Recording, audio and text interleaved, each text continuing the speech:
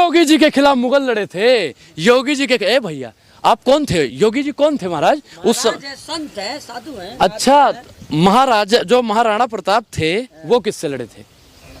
वीरता से लड़े थे, बोल तो दिए वीरता से लड़े थे। और वीरता उस समय कौन था? इन्होंने कहा योगी आदित्यनाथ थे। वो वीरता थे तो महाराज कैसे बन गए? अरे महाराज क्यों हिजुल फुजुल? बाबा योगी जी जो हैं, मैं उन पे कोई टिप्पणी तो नहीं करना चाहता हूँ, लेकिन आप लोगों ने मजबूर किया है तो बोलना पड़ेगा।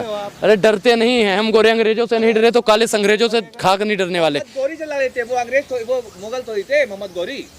मोहम्मद गौरी मुगल नहीं थे। कौन थे? अनुराग ओझा 13 तारीख को सनातनी आ रहे हैं हिंदू राष्ट्र की मांग करने जंतर मंतर पे। देखिए बना देंगे बाप। देखिए जिस देश को संविधान राष्ट्र बनना चाहिए उस देश को कुछ टटपुंजिया बाबा हिंदू राष्ट्र बनाने पे तुले हुए हैं। अरे ये बाबा आप बताइए, हिंदू राष्ट्र बन जाएगा तो आपका भाई, हाँ आपका भाई बीड़ी फूकना बंद कर देगा। इस बात की महाराज गारंटी ले लो। तो आजादी मिल जाएगी। आजादी? देश गुलाम है क्या? देश गुलाम है? फूकने की आजादी मिल जाएगी। फूकने की आजादी? अच्छा धीरेन्द्र, सुनिए धीरेन्द्र शास्त्री क्या कह रहा है कि हिंदू राष्ट्र बनाएंगे, आप मुझे खून दो मैं तुम्हें हिंदू राष्ट्र दूंगा। तो एक चीज बताइए, अगर हम अपना खून दे देंगे तो आप अपने भाई का बीड़ी पीना छुड़वा दो। अगर उन्होंने कहा तुम मुझे खून दो मैं तुम्हें हिंदू राष्ट्र। साथ दो, साथ कैसे देंगे भैया? साथ तो दिए है ना। लो जी हाथ लो, हाथ लो, हाथ लो, देखो ना हाथ में क्या है, हाथ देखना। मैं क्या कह रहा हूँ, इस देश में अगर संविधान में गजवा हिंद लिखा है तो बना दीजिए। अगर इस देश में दिक्कत क्यों है? दिक्कत क्या है? मुझे देखिए, सनातनी और सरकारी हिंदू में दोनों में फर्क है।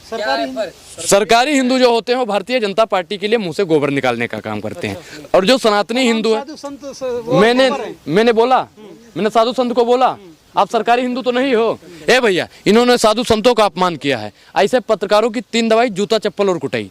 ये पत्रकार नहीं है, भारतीय जनता पार्टी के भेजे हुए एजेंट हैं। इन्होंने साधु संतों को बोल दिया कि वो गोबर है, फलाना है, धमकाना है। हमने किसी साधु संत और किसी का विरोध नहीं किया। हमने ये कहा सरकारी हिंदू हो, वो तो सनातनी हिंदू हैं। सनातनी हिंदू जो होगा वो राम को भी लेकर चलेगा, रहीम को भी लेकर चलेगा, अल्लाह को भी लेकर चलेगा, वाहेगुरु को भी लेकर चलेगा। लेकिन भारतीय जनता पार्टी यहाँ पे आई है जब से, तब से मुसलमानों को दबाने का काम। हिंदू राष्ट्र बनाओगे, संविधान के किस अनुच्छेद में लिखा है? अरे योगी आदित्यनाथ जी, मोदी जी, आप तो मोदी जी तो पढ़े लिखे ही नहीं है। वो क्या नाम है, अमित शाह जी, डिग्री है मोदी जी के पास, डिग्री है। मोदी जी कौन सी डिग्री? सबको साथ लेके चलने का हिंदुओं ने ठेका लिया है क्या? अच्छा एक चीज बताइए कि यहाँ पे 21 से ज्यादा मिसाइल जो अब्दुल कलाम जी यहाँ पे देके गए, मुसलमानों के लिए तो लेकर नहीं गए थे ना, हिंदुओं के लिए भी देकर गए। क्या इस देश के हिंदुओं का ये फर्ज नहीं बनता है कि मुसलमानों को साथ में लेके चलो? क्या इस देश के प्रधानमंत्री का फर्ज नहीं बनता है कि मुसलमानों को भी साथ में लेके चलो? क्या इस देश के गृह मंत्री का फर्ज नहीं बनता है कि जो भी मुसलमानों पर दंगा करता है, उनको मारने और काटने की बात करता है, उनको उल्टा लटका दिया जाए? क्या इस देश के रक्षा मंत्री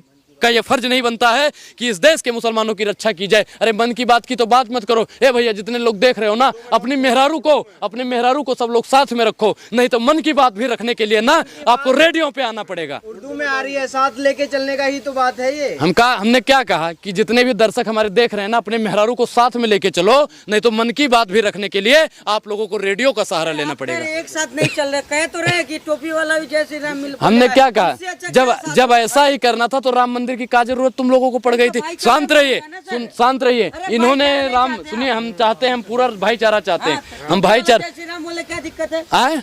और भगवान अल्लाह अकबर बोल देता है तो आप लोगों के पेट में काहे दिक्कत हो जाती है? नहीं मरने लगते हैं भैया।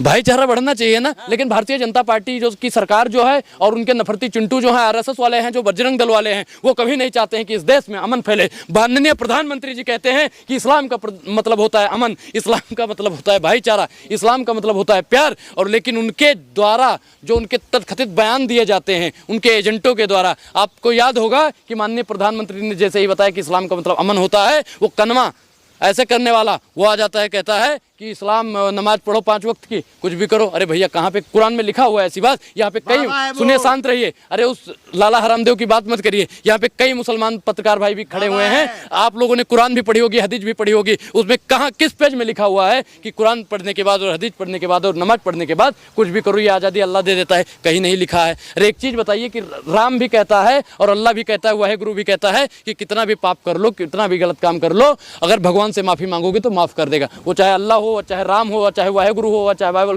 कोई भी हो। अगर हम गलती के सुनिए, काफिरों के मारने की बात क्यों? काफिर को कौन मारने की बात करता है? काफिर को कौन मारने की बात करता है? अरे कोई मुसलमान, भैया मैं मुसलमानों के बीच में ज्यादा रहता हूँ, मुझे तो आज तक किसी मुसलमान ने बे कह के भी बात नहीं की, और आप लोग मारने और हुआ है क्या?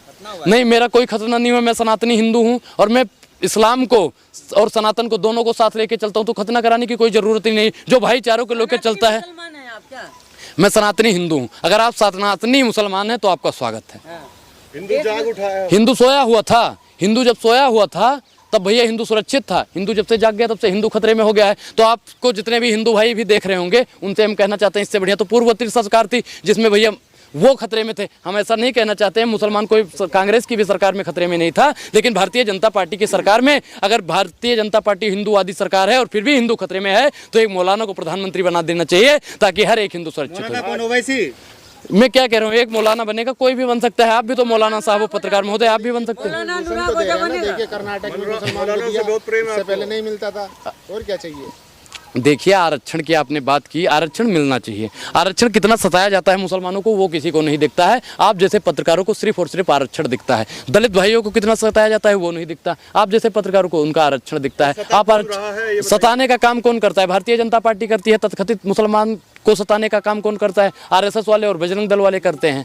तो हम मोदी जी से कहना चाहते हैं, मोदी जी अब बहुत हो गया, मोदी जी अब और नहीं आघात करो। और जितने भी मुसलमान भाई हमें सुन रहे होंगे, उनसे कहना चाहता हूँ 24 में मोदी जी जो भाषा समझ सके उस भाषा में बात करें। मोदी जी का धन्यवाद कीजिए। मोदी जी मुझे हिंदू राष्ट्र के शांत रहिए, सब बोल लो, सब बोल लो। ऐसा करो, मैं अब आप बोल लो। हम कह रहे हैं धन्यवाद कीजिए मोदी जी का। आप सांस ले रहे हैं, आप देखिए, आप बोल चुके ना, आपको भी बोलना है, बोलना है और किसी को।